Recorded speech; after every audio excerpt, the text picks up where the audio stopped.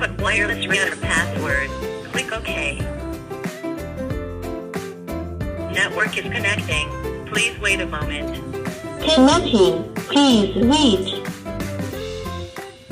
Network Connector routed connection successfully. Please set the login password.